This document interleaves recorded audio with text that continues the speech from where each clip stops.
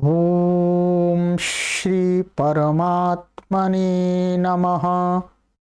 ओम श्री गुरुभ्यो नमः।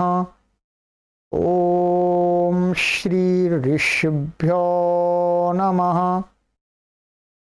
ओम असतो मा सद्गमय तमसो मा ज्योतिर्गमय मृत्योर्मामृतंगमय। ओम शांति शांति शांति। सर्वेभ्यो नमः। देववाणी संस्कृतं यूट्यूब चलदृश्यं प्रति भवतां भवतीनां च हार्दं स्वागतम्। मित्रों, अष्टाध्यायी भाष्य प्राचीन व्याकरणं प्रथमावृत्तिः द्वितीयः अध्यायः चतुर्थः पादः। कक्षा संख्या आज हम 11वीं को पढ़ेंगे।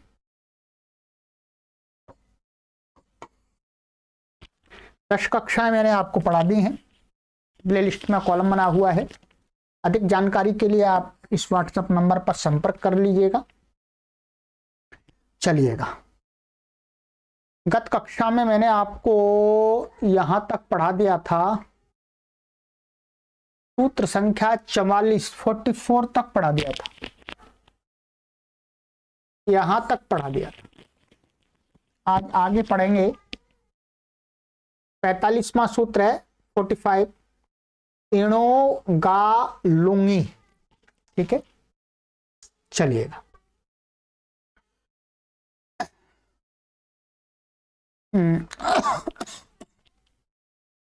ये सूत्र है, आइए चलिए।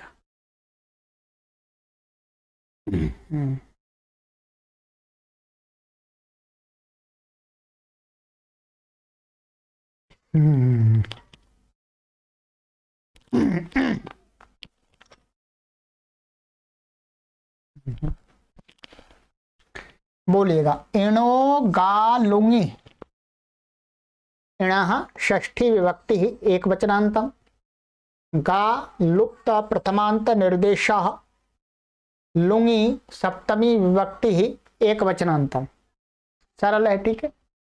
गा यहाँ से लुप्त प्रथमांत अर्थात प्रथमा आई है, उसका लोप करके महर्षि पाणिनि जी ने पढ़ा हुआ है। ऊपर से अनुवृत्ति इसमें आती है, आर धातु के की अनुवृत्ति अर्थात अधिकार चल रहा है। सरल अर्थ है, अर्थः इण धातोः गा आदेशो भवति लुङ्यार् धातु के परतः। इण धातु को लुंग आर धातु के परे रहते गा आदेश हो जाता है। क्या हो जाता है? गा आदेश। अर्थात लुंग लकार में गा इण का रूप जो होता है वो गा आदेश करके चलता है।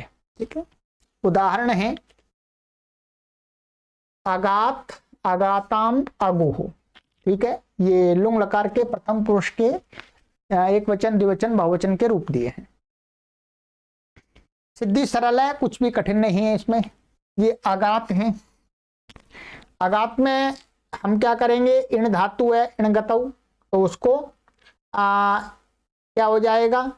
गा आदेश हो जाएगा। इण को ये मानिएगा, ये इण धातु है, इण को आर धातु का आगे लुंग आ गया। ठीक है, लुंग आ गया, ये लुंग के परे रहते इसको क्या हो जाएगा? गा आदेश हो जाएगा। ठीक है, गा हो गया। इसको तिवादी उत्पत्ति कर लेंगे, पूर्वत टिप आ जाएगा। ठीक है, और यहाँ पिछली लुंगी चिले सिच, सिच का सा बचेगा, इत संज्ञा आदि इत संज्ञा कर लीजिएगा पकी। ठीक है, और पिछली सिद्धियों की तरह ही अचैषित की तरह क्या है? इतश्च से तकार ती के ई का लोप हो जाएगा।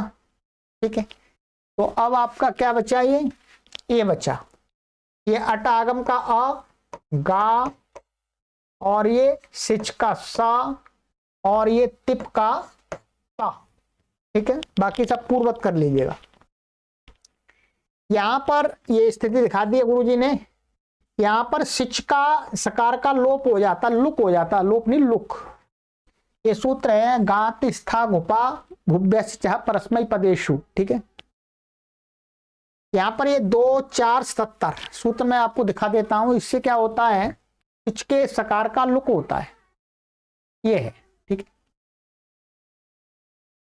2 4 77 गात स्था गुपा भूभ्य सिच परस्मै पदेशु। ठीक है, ये कहता है गा स्था घू पा भू इत्येतेभ्यो धातुभ्यः परस्य सिचो लुक भवति परस्मै पदेशु परता।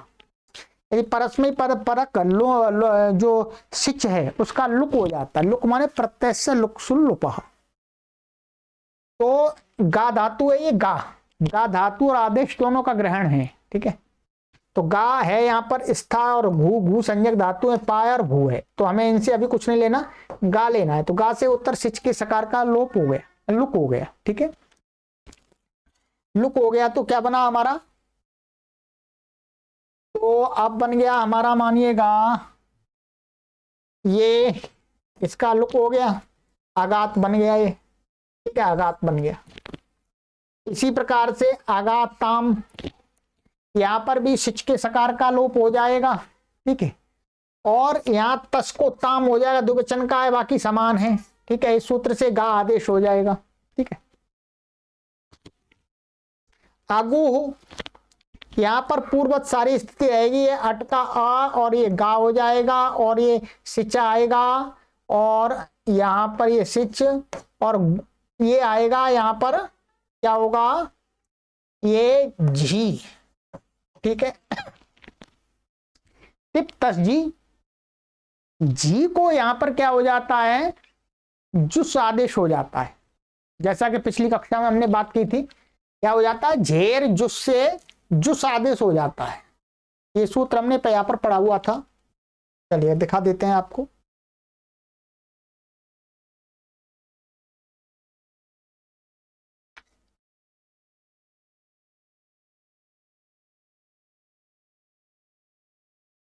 हाँ है, यहाँ क्या हो जाता है, झेर जुस, तो ये आट का आ गा, नहीं ये नहीं,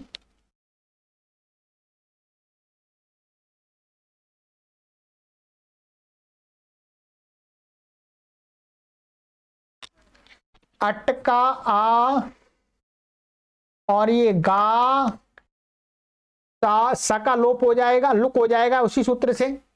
और ये क्या बनेगा, जी, जी को जुस हो जाता है, झेर जुस। ठीक है, क्या हो जाता है, झेर जुस से। ठीक है, जकी संज्ञा क्या बचा, उस। ठीक है, उस बचता है। हाँ, यहां पर झेर जुस से नहीं होगा, झेर जुस से नहीं होगा, एक दूसरा सूत्र है, ध्यान देंगे। मैं सूत्र आपको वही दिखाना चाह रहा था, गुरुजी ने लिखा है यहां पर, झेर जुस से नहीं होगा। अगु में जी को जुस आतः से होता है, झेर जुस से नहीं होगा, आतः से होगा। ठीक है, क्षमा कीजिएगा, वो ध्यान सूत्र का आतः, यहां पर आतः सूत्र है जो मैंने आपके लिए बनाया भी, पीडीएफ बनाई हुई है। आतः, आतः क्या कहता है, पूर्वेणैव प्राप्ते नियमार्थम इदम सूत्रम सिचः सिच लुकी आकारांतादेव झेर जुस भवति। ये नियम बाद में समझ लेंगे, यहां पर ये समझना है कि आकारांत से उत्तर ही जी को जुस आदेश होता है, माने सिच से, माने आकारांत धातु से उत्तर सिच है, उसका लुक हो गया है, तो उससे उत्तर जो जी है उसको उस जुस हो जाता है। ठीक है, जुस हो गया। अब जुस हो गया ये, अब हम यहां पर आ गए, ये जुस का उस बचता है। तो अब हमारे सामने यहां पर आगे की सिद्धि नहीं दी, यहां पर क्या कर दिया, ये आ और गा और उस ऐसा छोड़ दिया यहां पर। ठीक है, आगे हमें एक सूत्र और लगेगा, अभी मैं लिखा देता हूं, आपको दिखा देता हूं। अब यहां पर क्या है, हमें बनाना आगू हो, तो अब आ और उ मिला देंगे तो क्या हो जाएगा, गुण हो जाएगा, तो अगो बनने लगेगा। तो यहां पर एक सूत्र है उस्य पदांतात, लिख लीजिए 6वें अध्याय में ये सूत्र है 6:193, ये सूत्र लगेगा यहां पर, ध्यान देंगे। ठीक है, ये क्या कहता है,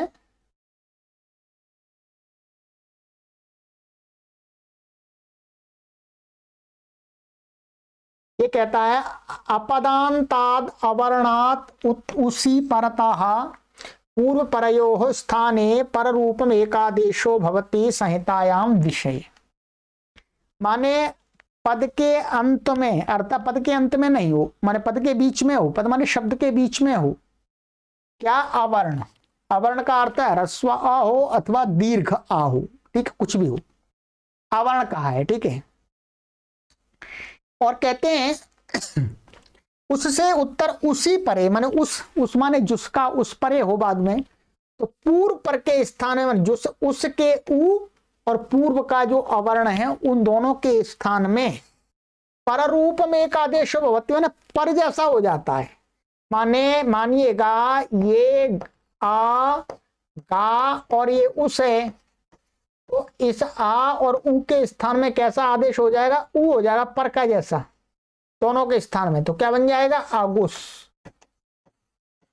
और फिर इसको रुक्त विसर्ग आदि होकर के आगुहु बन जाएगा। बस ये सूत्र लगेगा जो आपकी वहां पुस्तक में नहीं लिखा हुआ, जो मैंने बता दिया, उससे पदांता, ठीक है, तो आगुहु बन गया, और कुछ भी इसमें विशेष नहीं है। ठीक है, इस सूत्र को अपने कॉपी पर नोट कर लीजिएगा। चलिएगा, ये हो गया आपका, तो ये आपका सूत्र कंप्लीट हो गया। एणो गा लुंगी, सरल है, कुछ कठिन नहीं है।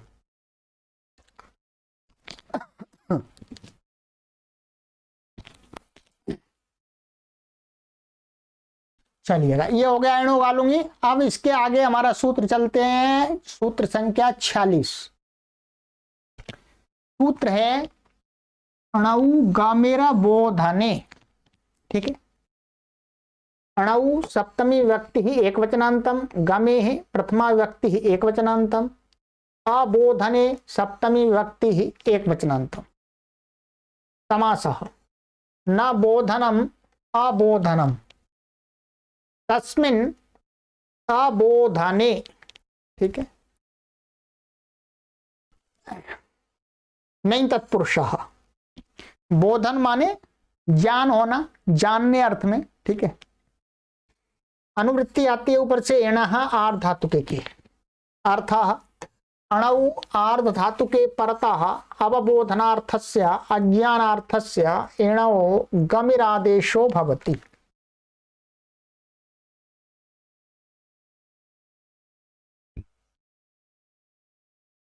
कहते हैं कि अणु, अणु का अर्थ है इणुच, इणुच प्रत्यय के परे रहते, ध्यान देंगे, अणुच प्रत्यय के परे रहते जो अवबोधनार्थक माने अज्ञानार्थक, जिसका अर्थ ज्ञान नहीं है।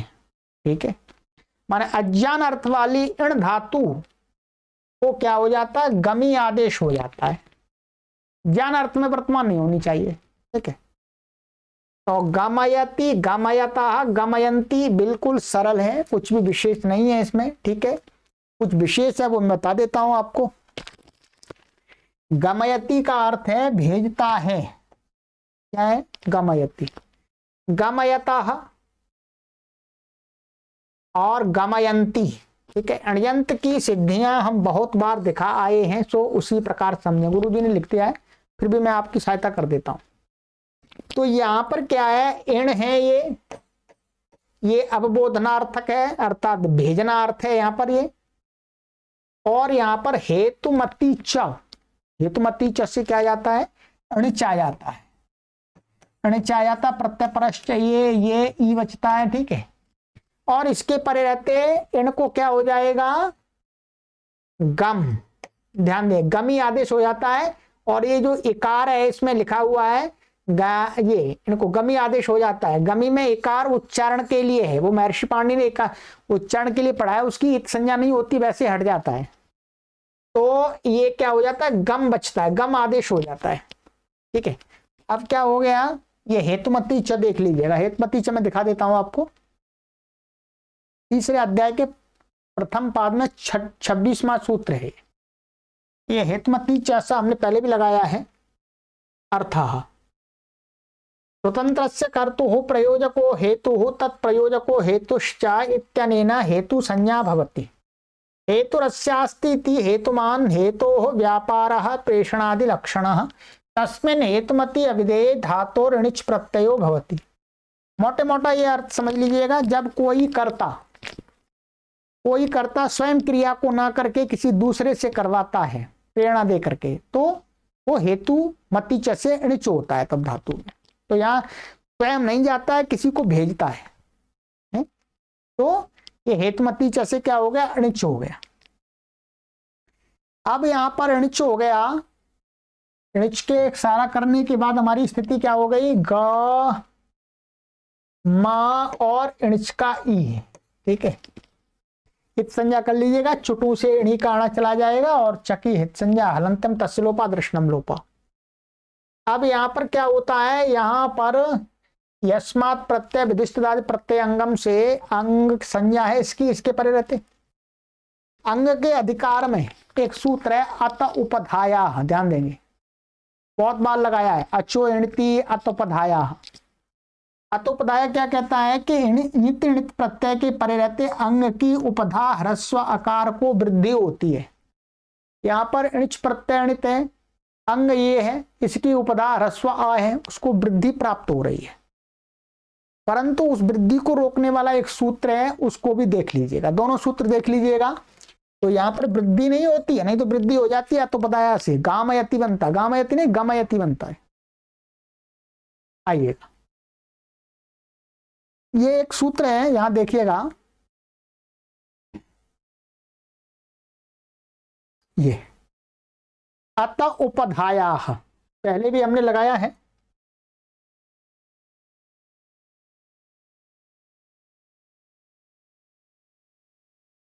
ये लीजिए,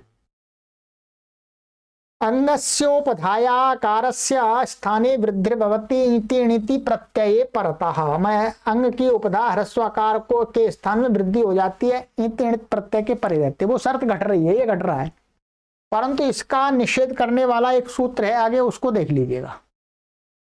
यहां पर एक सूत्र है, ये इसको ध्यान रखेंगे आप इस सिद्धि में। 7-3-34 ये क्या कहता है, नोदात्तोपदेशस्य मान्तस्य नाचमेः। बस इतना ही समझ लीजिएगा, इसका अर्थ देख लीजिए बस। कहते हैं अर्थ उदात्तोपदेशस्य मकारान्तस्य अंगस्य अचमी वर्जितस्य चिणी कृति णिति च यद उक्तम तन्न भवति। कहते हैं कि उदात्त उपदेश वाली, माने उपदेश में उदात्त जो धातु ही होती है, मकारांत और मकारांत, ठीक है, तो क्या है, ऐसे अंग और अचमी माने चमू चम धातु को छोड़ करके चिण प्रत्यय के पर रहते, अथवा कृति इणिति च माने इत इणित प्रत्यय परे हो, तो यद उक्तम तन्न भवति, माने इस प्रकरण में ऊपर, इससे ऊपर, वो अतोपदाय इसके ऊपर है, इस प्रकरण में जो वृद्धि आदि कही है वो नहीं होती है। यद उक्तम तन्न भवति माने वृद्धि आदि नहीं होती है। और भी एक आध काम है, पर वृद्धि यहां पर हम लेंगे। तो इसने क्या कर दिया, निषेध कर दिया, निषेध कर दिया। तो निषेध कर दिया तो क्या बन गया अब हमारा, ध्यान दीजिएगा, ऐसा का ऐसा ही रह गया। तो धातु क्या बनी हमारी, गा मिला देंगे तो गमी हो गया, ये ऐसा गमी हो गया।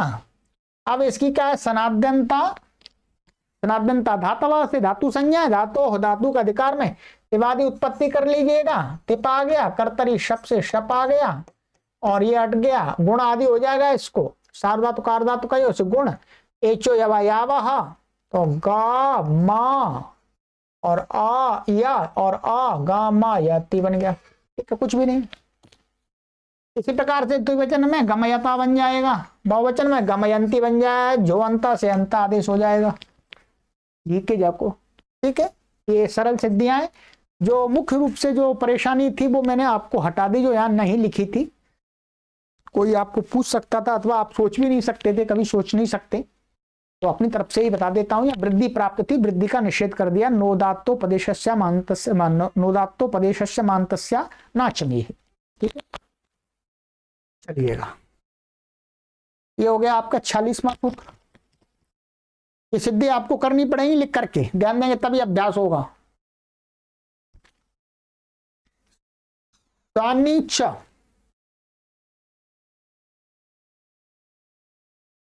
2 4 47 शनि सप्तमी व्यक्ति एक वचनांतम च अव्यपदम अनुवृत्ति ही गमिरबोधने एणः आर् धातु के इनकी अनुवृत्ति आ रही है। अर्थ अवबोधनार्थस्य एणः शनि आर् धातु के परतो गमिर आदेशो भवति। ठीक है, कहते हैं अवबोधनार्थक वो ही बात है, अवबोधन मन अज्ञानार्थक जो इण धातु है उसको सन आर धातु के परे रहते भी गम आदेश हो जाता है, गमी।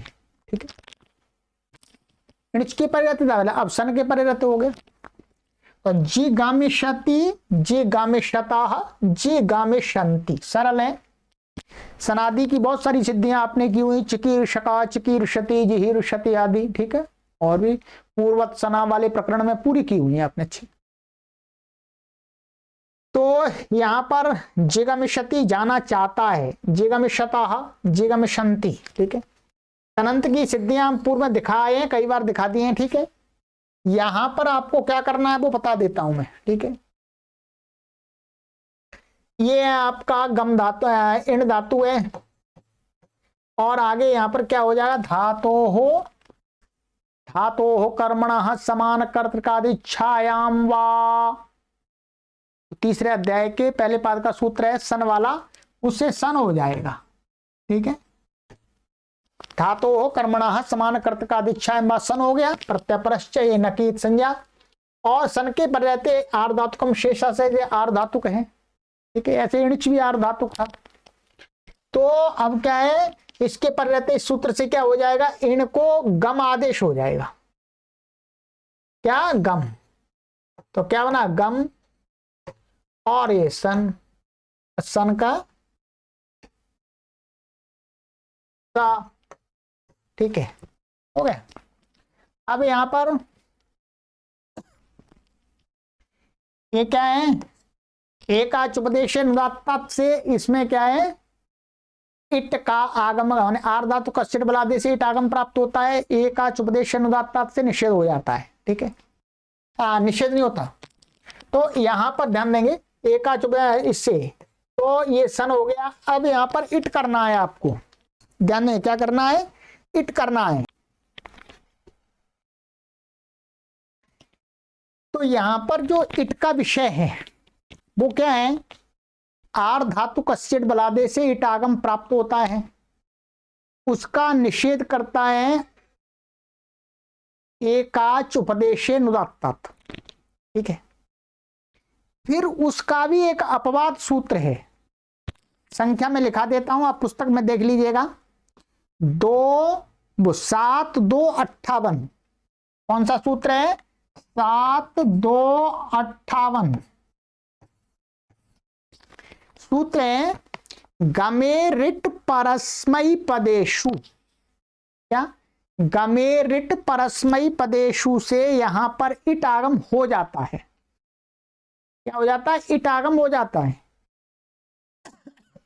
गमे परस्मई पद, परस्मई पद प्रत्यय के परे रहते, माने आगे परस्मई पद आएगा, इससे आगे परस्मई पद आएगा। अभी जिगमिष्यति परस्मई पद है, तो परस्मई पद आगे आएगा, उसके परे रहते सन को इट आगम हो जाता है। ध्यान देंगे आत्मने पद में नहीं होता है, ध्यान देंगे। गमेरिट परस्मई पदेशु परस्मई पद में लगता है, तो इट आगम हो गया।